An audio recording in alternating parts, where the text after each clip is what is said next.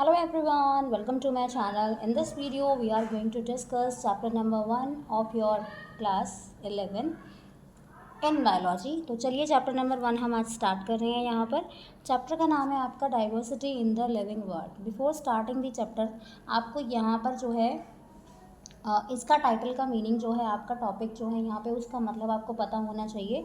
तो देखिए डाइवर्सिटी का मतलब क्या है। डाइवर्सिटी का मतलब है वेरिएशंस। डाइवर्सिटी का मतलब क्या है आपका वेरिएशंस। और लिविंग वर्ल्ड की बात यहाँ पर की गई है। तो लिविंग वर्ल्ड से यहाँ पर क्या मतलब है, लिविंग वर्ल्ड से यहाँ पर मतलब है लाइफ फॉर्म। आपको पता है कि जब आप बायोलॉजी पढ़ते हैं तो बायोलॉजी को अगर हम देखते हैं तो बायोलॉजी जो है वो आपका 2 वर्ड से मिलकर बना है। Okay, bio means living and logy मतलब टू स्टडी। जहाँ भी आप लॉजी देख लेंगे इसका मतलब क्या है कि वो स्टडी से रिलेटेड है। तो बायो का मतलब है आपका लिविंग और लॉजी का मतलब है टू स्टडी। तो हम क्या करते हैं बायोलॉजी में, बायोलॉजी वो ब्रांच है साइंस की जिसमें हम क्या डील करते हैं, जिसमें हम लिविंग फॉर्म्स जो हैं, आपका जो आपकी लाइफ फॉर्म है उनके बारे में स्टडी करते हैं। आपको पता है कि लाइफ फॉर्म आपकी कौन कौन सी होती हैं। आपका प्लांट्स हो गया, आपका एनिमल्स हो गया, माइक्रो ऑर्गेनिजम्स हो गया, ह्यूमन्स, हम लोग भी इस कैटेगरी में हैं लिविंग में। तो हम हमारी जो स्टडी है वो भी हम कहाँ पढ़ते हैं, बायोलॉजी के अंदर ही पढ़ते हैं हम उस चीज़ को भी। तो ये हो गया आपका बायोलॉजी के बारे में डिस्क्रिप्शन। अब पढ़ते हैं diversity in the living world. तो यहाँ पर हम क्या पढ़ने वाले हैं, यहाँ पर जो भी आपकी लाइफ फॉर्म्स हैं, प्लांट्स हैं, एनिमल्स हैं, माइक्रो ऑर्गेनिजम्स हैं, उनका जो भी यहाँ पर उनको अलग अलग तरह से जो क्लासिफिकेशन किया गया है उनका, उनके बारे में यहाँ पर जो है हम वो पूरा पढ़ने वाले हैं। ठीक है, देखिए बायोलॉजी जैसा मैंने आपको बता दिया है कि बायोलॉजी वो साइंस है जिसमें हम क्या करते हैं, जिसमें हम लिविंग चीज़ों के बारे में स्टडी करते हैं। अब क्योंकि हमारा जो वर्ल्ड है वो बहुत बड़ा है और इसमें इतनी सारी वेराइटीज़ हैं प्लांट्स की, एनिमल्स की, कि हम उन सबसे फैमिलियर नहीं है अभी। बहुत सारी ऐसी स्पीसीज़ भी होंगे जिनको हम अभी नहीं जानते हैं, लेकिन बहुत सारी मिलियंस में ऐसी स्पीसीज़ भी हैं जिनके बारे में हम जान चुके हैं। अब जैसा आपको पता है कि हमें अगर लिविंग और नॉन लिविंग में अगर हमें डिफ्रेंशिएट करना हो, आपसे कोई पूछे कि बताओ ये चीज़ लिविंग है या फिर आपकी नॉन लिविंग है, तो हम बहुत ही बेसिक सी चीज़ें जो हैं वो हम छोटे बच्चों को जैसे सिखाते हैं। तो उसमें क्या कहा जाता है कि जो आपकी लिविंग चीज़ें हैं, जो आपकी लिविंग थिंग्स हैं, वो क्या क्या कर सकती हैं। तो लिविंग थिंग्स आपकी जो काम कर सकती हैं वो कौन कौन सी चीज़ें हैं, वो आप जैसे कह सकते हैं कि दे कैन मूवमेंट करते हैं वो, है ना। हम और क्या कह सकते हैं, दे कैन ग्रो भी कर सकते हैं। और क्या करते हैं लिविंग चीज़ें जो हैं आपकी, दे कैन रिप्रोडक्शन कर सकते हैं वो। और वो किसी एक्सटर्नल फोर्स के अगेंस्ट में रिस्पॉन्ड भी कर सकते हैं। तो बहुत सारे ऐसे फैक्टर हैं, रेस्पिरेशन है आपका। तो बहुत सारे ऐसे पैरामीटर्स हैं जिनको हम देखकर बता सकते हैं कि ये चीज़ आपकी लिविंग है या फिर नॉन लिविंग है। अगर बात करें नॉन लिविंग की, तो नॉन लिविंग आपका मूव नहीं कर सकता है, नॉन लिविंग आपका ग्रो नहीं कर सकता है, नॉन लिविंग आपका खाना नहीं खा सकता है। तो ये जो चीज़ें हैं, ये पॉइंट्स वो हैं जो बेसिक सब लोग जिनके बारे में जो है वो जानते हैं। यहाँ पे हमें थोड़ा और डिटेल में पढ़ना होगा। ओके, तो देखो यहाँ पे क्या क्या चीज़ें बताई गई हैं। जैसे अर्ली मैन थे आपके, तो अर्ली मैन के बारे में यहाँ पे क्या बताया गया है कि उनको अच्छी खासी नॉलेज थी। वो लोग जो है नॉन लिविंग में और लिविंग चीज़ों में काफ़ी अच्छे से डिफ्रेंशिएट कर पा रहे थे। तो अब क्या आगे क्या हुआ, क्योंकि आपको पता है कि बहुत सारी वेरिएशंस आ गई थी, बहुत ज़्यादा जो है लाइफ फॉर्म जो भी आपकी हैं वो अलग अलग डाइवर्सिटी उनकी देखने को मिल रही थी। तो उसी के लिए, उसकी स्टडी करने के लिए, बहुत ही उसकी अच्छे से स्टडी करने के लिए, सिस्टमैटिक स्टडी करने के लिए क्या किया गया कि उन चीज़ों को आइडेंटिफाई करना, जो भी चीज़ें मिल रही हैं, जो भी स्पीसीज़ मिल रही हैं, उनको अच्छे से आइडेंटिफाई करना। आइडेंटिफाई करने के बाद उनका नॉमेनक्लेचर कर देना, उनको एक नाम प्रोवाइड करा देना कि जिससे जो है सारे लोग उसको जान सकें अच्छे से, और उसका क्लासिफिकेशन कर देना। उसके जो भी फीचर्स हैं, सिमिलरिटीज़ हैं किसी भी और चीज़ के साथ में, उनके बेसिस पे उसको जो है क्लासीफाई कर देना। ये सारी चीज़ें जो है वो हम यहाँ पर पढ़ेंगे। तो आपको लिविंग समझ में आ गया है, नॉन लिविंग समझ में आ गया है, लिविंग फैक्टर्स, लिविंग ऑर्गेनिजम्स की कौन कौन से कैरेक्टरिस्टिक्स हैं वो हमने यहाँ पे देख लिए हैं। ठीक है, तो अब स्टार्ट करते हैं अपना आगे का पोर्शन। चलिए, फर्स्ट आपका जो टॉपिक है यहाँ पर देखिए, ये थोड़ा सा यहाँ पर इसको देख लो एक बार। ठीक है, Born on 5 July 1904 in Kempten, Germany, Ernst Mayr, the Harvard University evolutionary biologist who has been called the Darwin of the 20th century. इनको Darwin of the 20th century कहा जाता था। और उस टाइम में जो भी साइंटिस्ट थे उनमें से ये एक ही थे आपके। इन्होंने जो है हार्वर्ड यूनिवर्सिटी को ज्वाइन किया as a faculty of arts and sciences in 1953 में, और 1975 में रिटायर हो जाते हैं। इनको एक टाइटल था इनके पास, क्या था वो, Alexander Agassiz professor of zoology emeritus. उसके बाद इन्होंने क्या किया, इन्होंने और स्टडी किया, रिसर्च किया। इन्होंने लगभग इनके अपने पूरे करियर में, 8 ईयर के पूरे करियर में उनकी जो रिसर्च थी वो ऑर्थोलॉजी समझते हैं, स्टडी ऑफ बर्ड्स उसको कहा जाता है, taxonomy, zoology, evolution, systematic, history and philosophy of biology, इन सब में जो है उन्होंने पूरा रिसर्च किया, पूरा स्टडी किया। ठीक है, उनको प्राइज़ भी दिए गए हैं, जैसे आपका वालसान प्राइज़ हो गया 1983 में, इंटरनेशनल प्राइज़ फॉर बायोलॉजी 1994 में, और उसके बाद आपको यहाँ पर क्रैफूड प्राइज़ दिया गया 1999 में। फाइनली इनकी डेथ हो जाती है 2004 में एट द एज ऑफ 100। ठीक है, तो ये थोड़ा इंट्रोडक्शन हो गया। चलिए चैप्टर को स्टार्ट करते हैं। देखो ठीक है, बहुत ही इंटरेस्टिंग सा चैप्टर है आपका, जो आप पढ़ते हुए आ रहे हैं, बस उसको और डिटेल में आपको पढ़ना है। बहुत ज़्यादा डिटेलिंग में जो है आपका सिलेबस थोड़ा यहाँ पे भी वास्ट हो जाता है 10th के बाद आपका सिलेबस, तो उसी के अकॉर्डिंग इसको पढ़ना है। देखो आपको पता है कि आपका जो वर्ल्ड है वो कितना ब्यूटीफुल सा है, कितना वंडरफुल सा वर्ल्ड है। क्यों? क्योंकि आपके पास बहुत सारी वेराइटीज़ हैं। किस किस चीज़ की? एनिमल्स की, प्लांट्स की, एनिमल्स की, और उनका जो हैबिटेट है वो भी अलग अलग हो सकता है। आपको पता है कि जितने भी ऑर्गेनिज्म मिलते हैं, वेदर प्लांट्स और एनिमल्स और माइक्रो ऑर्गेनिज्म, उनका जो हैबिटेट है वो अलग अलग हुआ है। हैबिटेट का मतलब क्या होता है? हैबिटेट का मतलब होता है ड्वेलिंग प्लेस। ड्वेलिंग मतलब रहने का, तो ड्वेलिंग प्लेस जो है किसी भी ऑर्गेनिज्म का, उसको उसका हैबिटेट कहा जाता है। अब आप देख लीजिए कि जो भी आपके पास लिविंग ऑर्गेनिज्म है वो अलग अलग आपको हैबिटेट में मिलेगा, चाहे वो कोल्ड माउंटेन हो, डिसीडियस फॉरेस्ट हो, oceans, fresh water lake, deserts, hot springs, कुछ भी हो सकता है आपका।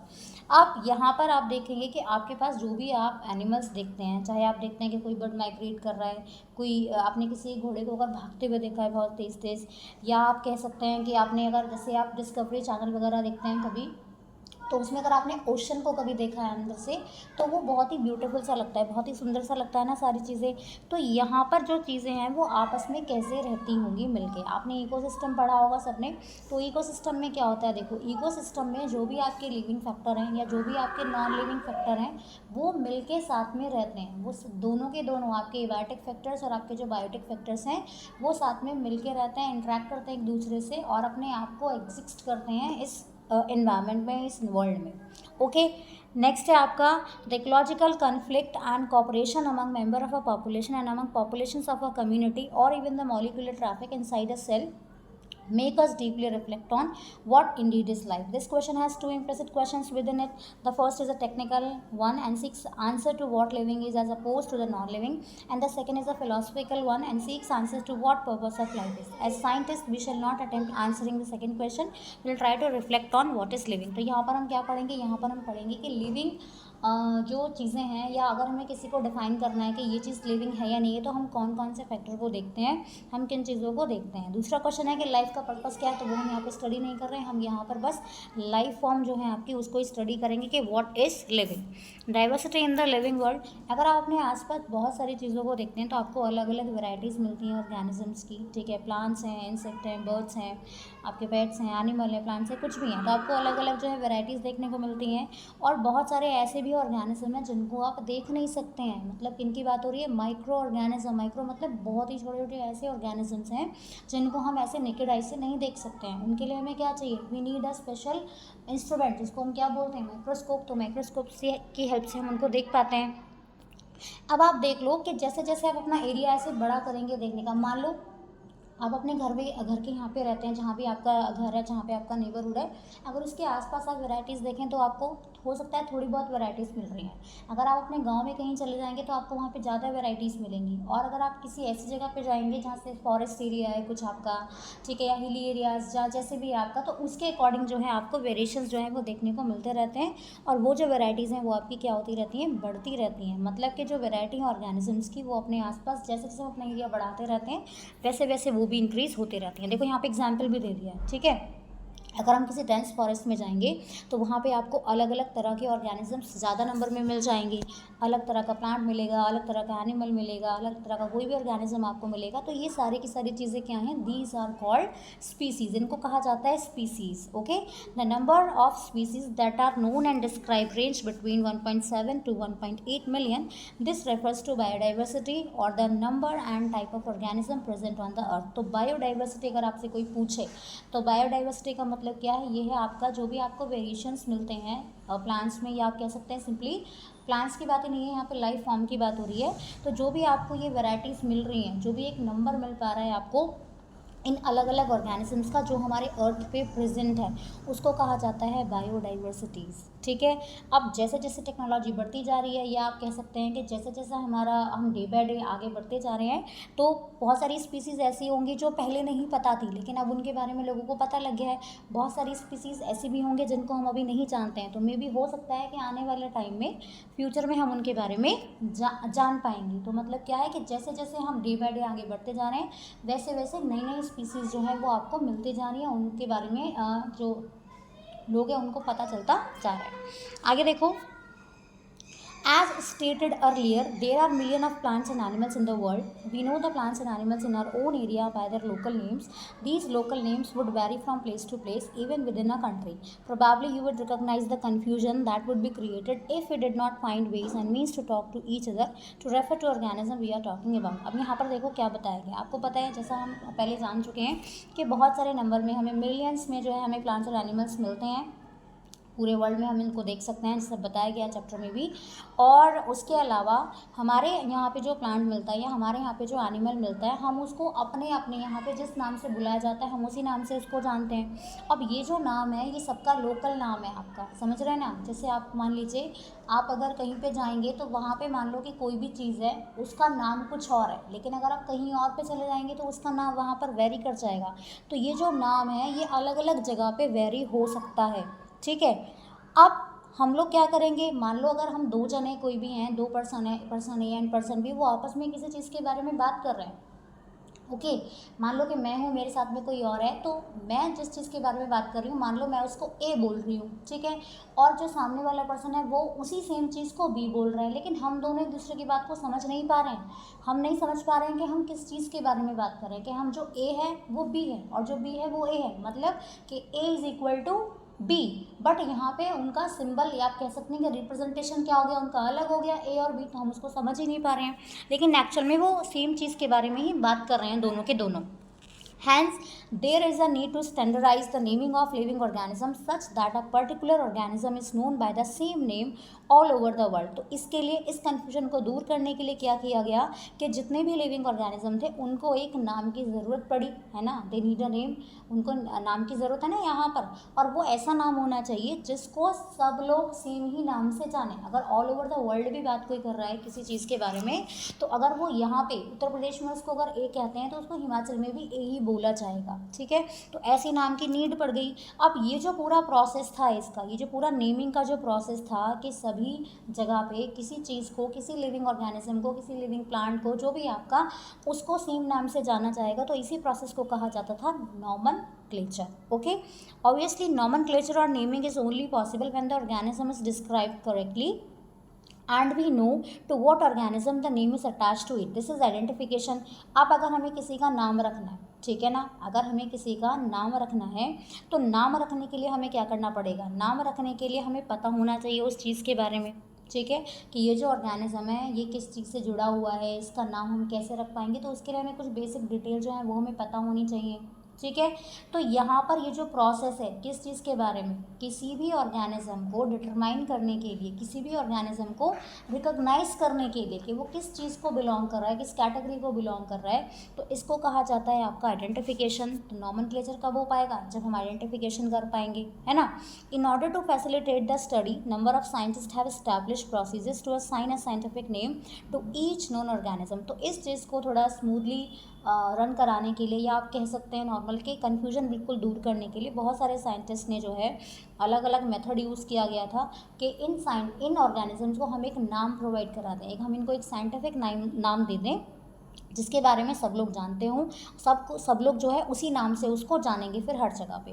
This is acceptable to biologist all over the world. For plants scientific name are based on agreed principles and criteria which are provided in international code for botanical nomenclature. तो plants और animals की हम बात कर रहे हैं, plants के बारे में जो भी साइंटिफिक नाम दिया जाना था, इसको कौन डिसाइड करता है? इसको डिसाइड करती थी आप ये ऑर्गेनाइजेशन, आप कह सकते हैं कि इंटरनेशनल कोड है ये आपका बोटानिकल नॉमेनक्लेचर। ये किस चीज़ के लिए था? ये था आपका प्लांट्स के लिए। मतलब अगर आपको प्लांट्स का नाम देना है, प्लांट्स के बारे में साइंटिफिक नाम आपको बताना है, तो हम इसकी हेल्प लेंगे। और अगर आपको एनिमल्स के बारे में बताना है, animal taxonomist have evolve international code of zoological nomenclature, ठीक है ना। तो यहाँ पे एनिमल्स के बारे में बात करना है तो बोटानिकल नॉमेनक्लेचर, और अगर आपको एनिमल्स के बारे में बताना है, एनिमल्स के बारे में कोई साइंटिफिक नाम असाइन करना है, तो जूलॉजिकल नॉमेनक्लेचर। दोनों फुल फॉर्म आप याद कर लेना एक बार। Scientific name ensure that each organism has only one name. अब ये जो साइंटिफिक नेम डिसाइड करने वाली बात थी, इसमें क्या था कि कोई भी ऑर्गेनिज्म होगा उसका एक ही नाम होगा। Description of any organism should enable the people in any part of the world to arrive at the same name. They also ensure that such a name has not been used for any other known organism. अब यहाँ पर क्या हुआ कि जो नाम इनको assign किया जाना था, ये जो नाम असाइन कर रहे थे, ये नाम अगर मान लो मैंगो को दिया गया है तो ये नाम मैंगो के पास ही रहेगा। ये फिर किसी और चीज़ को या किसी भी प्लांट को, किसी भी ऑर्गेनिज्म को, दूसरे को ये नाम नहीं असाइन किया जाएगा। Biologist follow universally accepted principles to provide scientific names to known organisms. तो बायोलॉजिस्ट जो थे उन्होंने क्या किया, उन्होंने जो भी नाम असाइन कर रहे थे तो उन्होंने ये सारी चीज़ें यूज़ करी यहाँ पर, ठीक है। इसको all over the world accept भी किया गया। Each name has two component. अब इन्होंने जो नाम यहाँ पर दिया था, जो नाम असाइन करते थे, इन्होंने देखो आगे कैसे इसको फर्दर किया। Each name has two component, हर एक नाम के दो कॉम्पोनेंट रख दिए। सबके अपने अपने नाम हैं। जैसे मेरा नाम है स्वीटी तोमर, तो यहाँ पर स्वीटी अलग और तोमर अलग है। किसी का नाम है मान लो राम चौधरी, कुछ भी नाम आप ले सकते हैं। तो ऐसे ही यहाँ पे जो आपके ऑर्गेनिज्म थे उनके अपने अपने नाम असाइन कर रहे हैं, तो वहाँ पर दो कॉम्पोनेंट लिए गए नाम में। जो पहला वाला नाम है वो तो आपका जेनेरिक नेम था, जो सेकेंड वाला नाम था आपका वो स्पेसिफिक एपिथेट था आपका। ये जो सिस्टम था जिसमें दो कंपोनेंट दिए जा रहे थे नाम को, बस इसी नॉमेनक्लेचर को चेंज करके क्या हो गया, इसका नाम पड़ गया बाइनोमियल नॉमेनक्लेचर। बाई का मतलब क्या है? टू, है ना।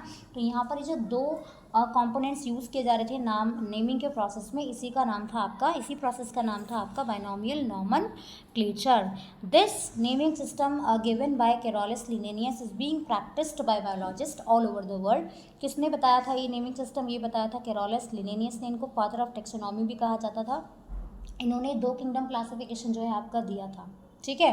अभी हम फर्दर आगे पढ़ेंगे नेक्स्ट चैप्टर में। This naming system used a two word format was found convenient. Let us take the example of mango to understand the way of providing scientific names better. The scientific name of mango is written as Magnifera indica. देखो यहाँ पे example के through हमें बताया गया है। मान लो आपके पास मैंगो है और मैंगो का हमें बताना है, तो साइंटिफिक नेम जो है मैंगो का वो क्या है आपका? मैग्नीफेरा इंडिका, है ना। अब ये बाइनोमियल नेम है क्योंकि इसमें मैग्नीफेरा आ रहा है और आपका इंडिका आ रहा है, तो बाइनोमियल नेम हो गया है। इस नाम में जो नाम लिखा है मैग्नीफेरा इंडिका, यहाँ पर जो मैग्नीफेरा है ये एक जीनस को रिप्रेजेंट कर रहा है, जबकि जो आपका इंडिका है वो एक पर्टिकुलर स्पीसीज़ को जो है बता रही है। मैंगो की जो स्पीसीज़ है उसके बारे में यहाँ पे बता रही है। आप इसको कह सकते हैं कि एपिथेट है यहाँ पर एक। Other universal rules of nomenclature are as follows. तो यहाँ पर कुछ रूल्स हैं, इनको एक बार पढ़ लेते हैं। देखो, biological names are generally in Latin and written in italics. तो ये लेटिन लैंग्वेज के हैं आपके, और ये जनरली इटैलिक्स मतलब हल्का सा से स्लैंड करके वर्ड्स को लिखते हैं ना, तो ये इटैलिक्स में जो है आपके लिखे जाते हैं। They are latinized to derive from Latin irrespective of their origin. ये लेटिनाइज्ड हैं आपके, और इनका ओरिजिन कुछ भी रहा हो उससे कोई मतलब नहीं है यहाँ पे। The first word in a biological name represent the genus. पहला वाला जो आपका नाम है वो क्या रिप्रेजेंट करेगा? जीनस को रिप्रेजेंट करेगा। वेल द सेकेंड नेम या well the second component denotes the specific epithet. ये हम पढ़ चुके हैं। Both the words in a biological name when hand written are separately underline और printed in italics to indicate their Latin origin. अब यहाँ पर क्या है कि अगर ये प्रिंटेड है, आप बुक्स में पढ़ रहे हैं कोई भी ऐसे, तो अगर ये प्रिंटेड फॉर्मेट में आपके पास, तो ये लेटर्स कैसे लिखे होंगे, वर्ड कैसे लिखा होगा? ये इटैलिक्स में लिखा होगा। बट अगर ये आपका, आप इसको हैंड रिटन कर रहे हैं, तो हैंड रिटन में क्या करना पड़ेगा? आपको इसको अंडरलाइन करना पड़ेगा, ठीक है। ये आपका लिखने का तरीका है।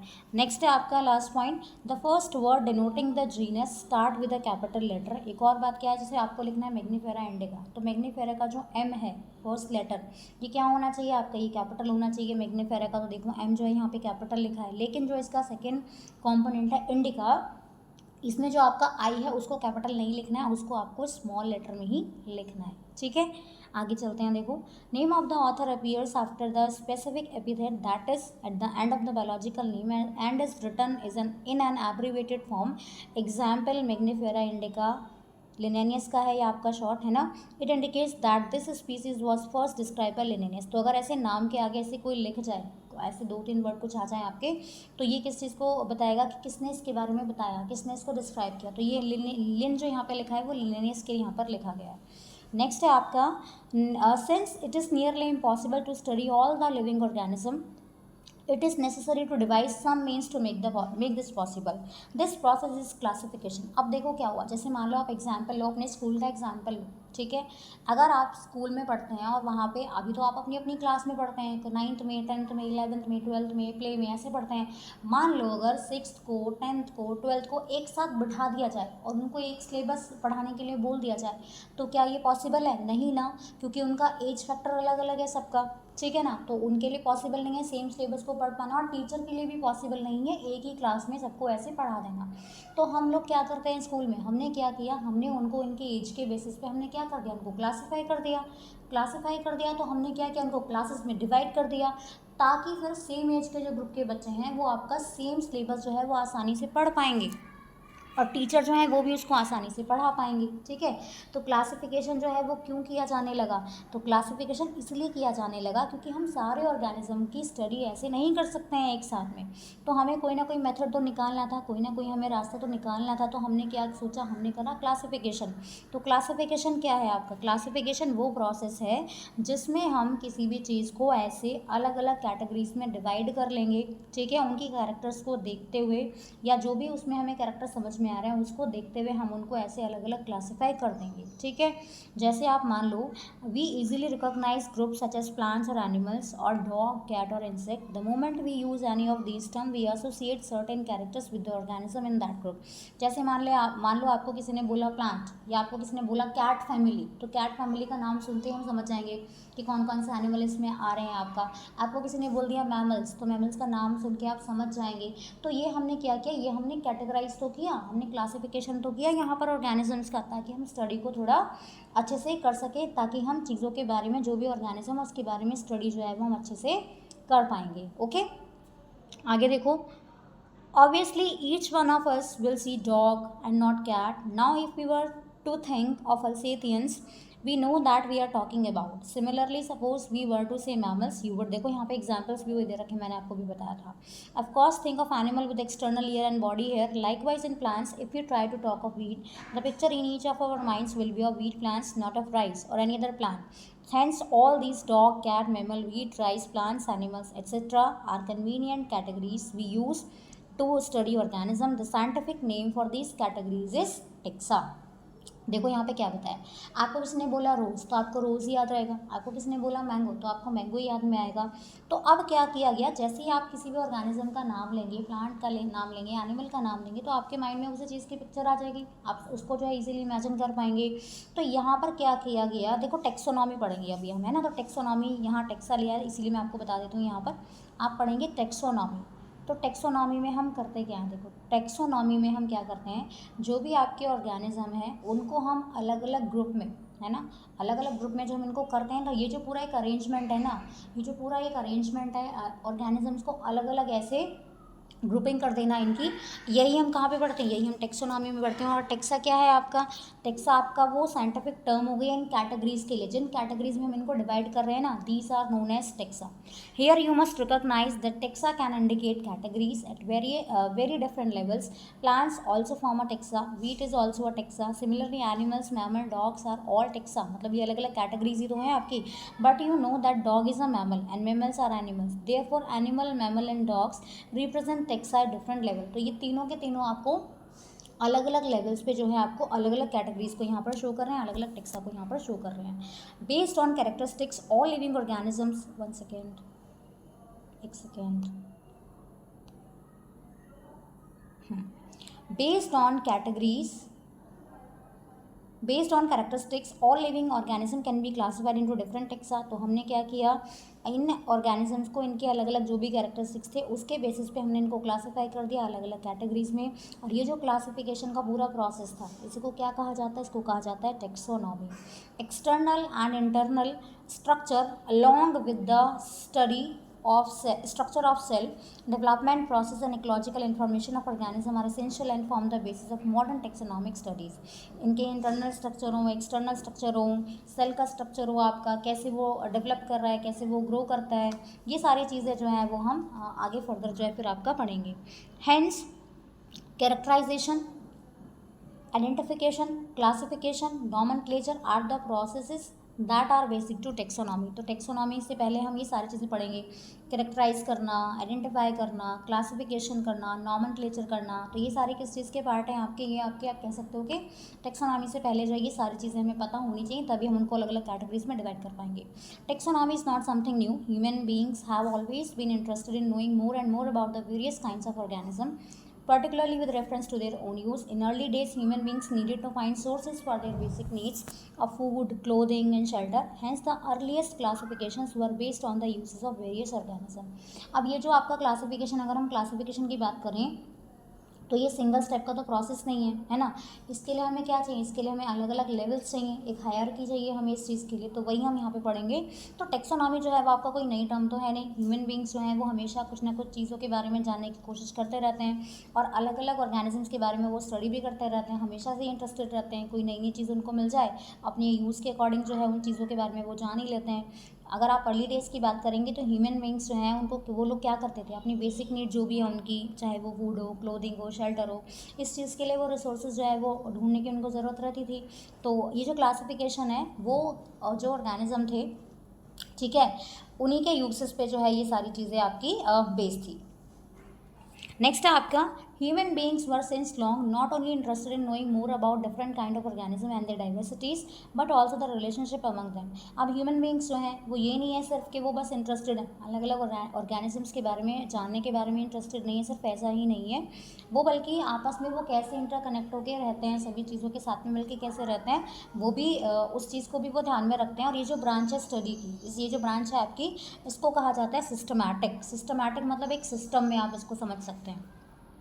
The word systematic is derived from the Latin word systema, which means systematic arrangement of organism. मतलब कि जो भी ऑर्गेनिज्म है उनका अरेंजमेंट करना, और ऑर्गेनिज्म का जो भी अरेंजमेंट कर रहे हैं वो एक सिस्टम में होना चाहिए प्रॉपर. ऐसे नहीं कि कुछ भी कहीं भी रख दिया, नहीं, आपको एक प्रॉपर अरेंजमेंट उनका करना पड़ेगा. Linnaeus used Systema Naturae as the title of his publication. The scope of systematics was later enlarged to include identification, nomenclature, and classification.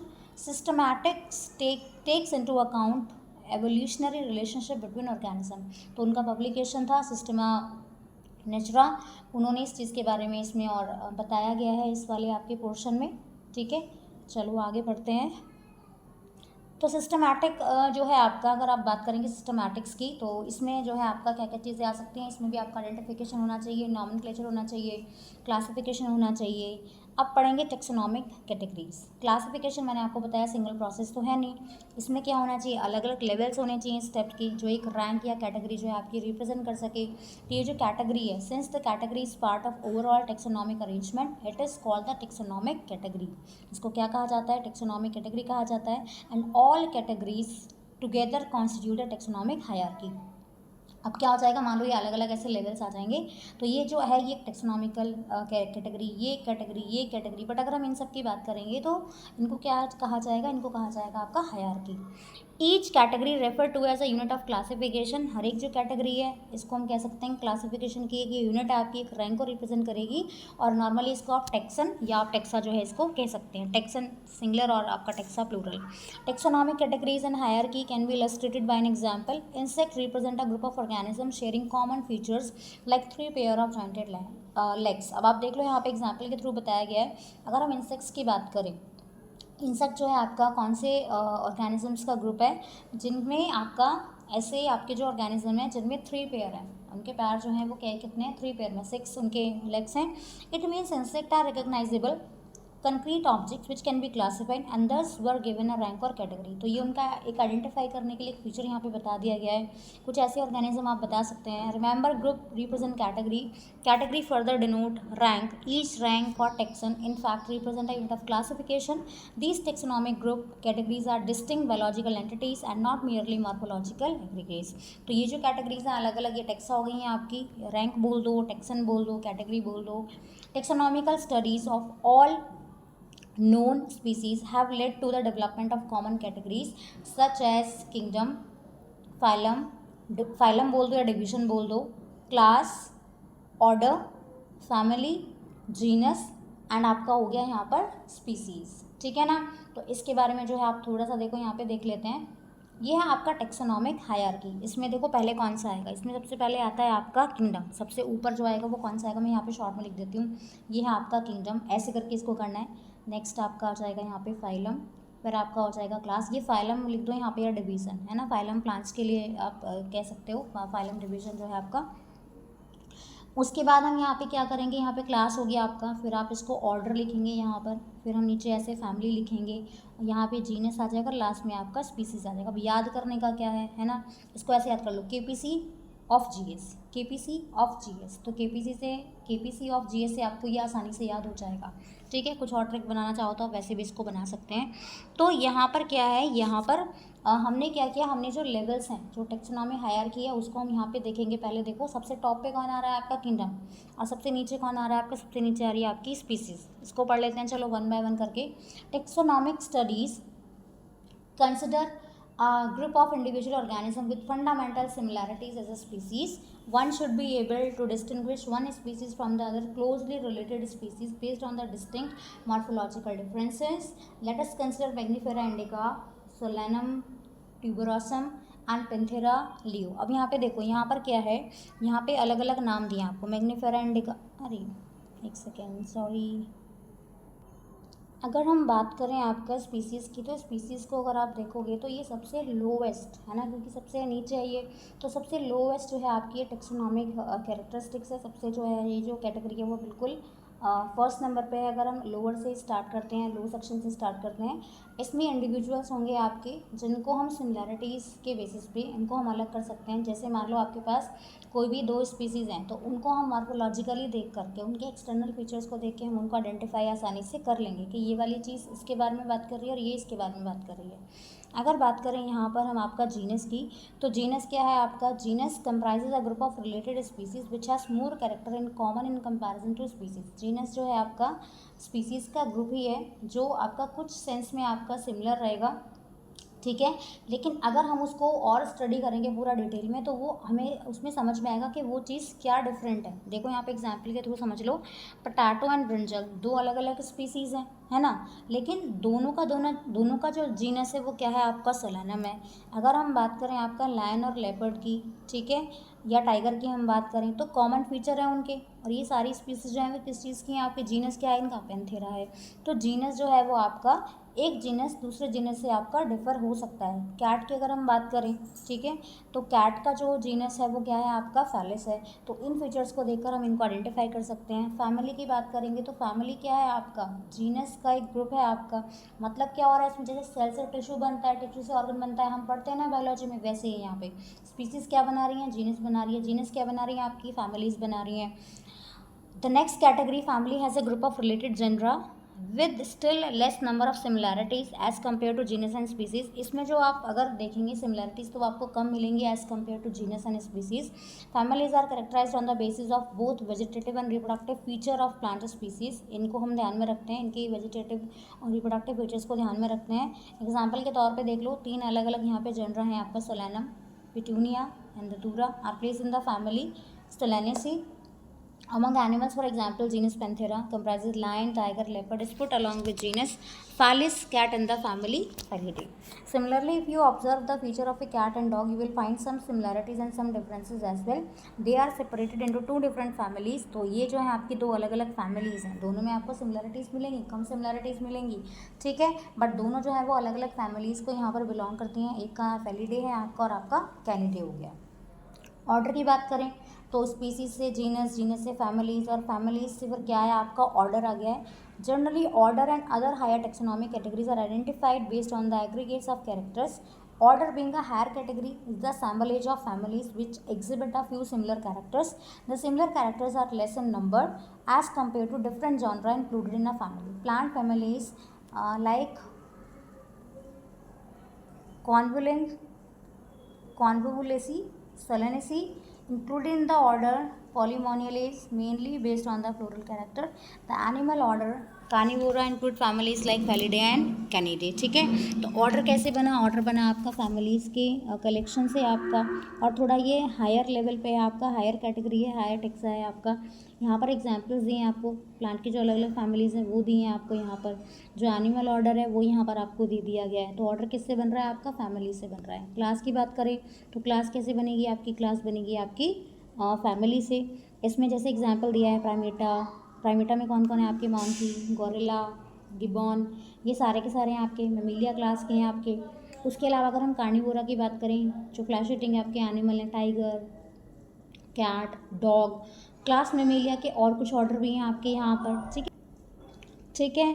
उसके बाद आपका क्लास से क्या बनेगा? आपका फाइलम बन जाएगा. जैसे आपने क्लास 9th में अगर डाइवर्सिटी वाला चैप्टर अगर आपने पढ़ा होगा तो उसमें आपको पता होगा, यही हमने इसमें पढ़ा था पूरा का पूरा क्लासिफिकेशन. तो फाइलम जो है आपका, जैसे फिशेज़ हैं, एम्फीबियन, रेप्टाइल, बर्ड, ये सारे मैमल्स, ये अलग कैटेगरी है, अलग अलग फाइलम्स हैं आपके. और जब फाइलम मिलते हैं आपके तो क्या बन जाएंगे? तब आपके बन जाएंगे किंगडम. ठीक है, नेक्स्ट पढ़ते हैं. किंगडम आपका किससे बन रहा है? किंगडम आपका बन रहा है जब आपके अलग अलग फाइलम्स मिल जाएंगे. जितने भी आपके एनिमल्स हैं जो अलग अलग फाइलम को बिलोंग करते हैं उनको एक बड़ी कैटेगरी में रख दिया गया जिसका नाम है यहाँ पे किंगडम. तो किंगडम एनिमलिया में रखते हैं सारे जितने भी एनिमल्स, जो भी आपकी एनिमल की स्पीसीज़ हैं सारी की सारी. उसके अलावा यहाँ पर आपको क्या देखना है? ये टेक्सोनॉमिकल जो भी हम कैटेगरीज़ को यहाँ पे देख रहे हैं ना, ये सारी पहले स्पीसीज़ है, फिर जीनस है, फिर फैमिली है, ऑर्डर, क्लास, फाइलम या डिवीजन है, या फिर आप किंगडम जो है हमारी सबसे हाईएस्ट कैटेगरी है. तो ये आप टेबल जो है एक बार देख लेना. ठीक है, यहाँ पर एक टेबल दी गई है, organism with taxonomic categories. Man के बारे में देख लो. कॉमन नाम क्या है? मैन. बायोलॉजिकल नेम क्या है? Homo sapiens. जीनस क्या है? होमो. फैमिली कौन सी है? होमिनिडे. ऑर्डर क्या है? प्राइमेटा. क्लास क्या है हमारी? मेमिलिया. फाइलम या डिवीजन क्या है हमारा? कॉर्डेटा. ठीक है, यहाँ पे अलग अलग एग्जाम्पल दे रखे हैं, इसको एक बार आप रीड कर लेना. तो यहाँ पर जो हमारा चैप्टर था वो पूरा फिनिश हो गया है. ये नए एडिशन में है, पुराने एडिशन में हर्बेरियम ये सब चीज़ें भी थी आपकी, तो वो सब चीज़ें इसमें नहीं है क्योंकि वो पार्ट अब सिलेबस में डिलीट हो चुका है आपका. तो यहाँ पे हमारा चैप्टर 1 जो है वो पूरा कंप्लीट हो गया है. तो मिलते हैं अगले वीडियो में, तब तक के लिए थैंक यू. आई होप आपको चैप्टर समझ में आ गया होगा.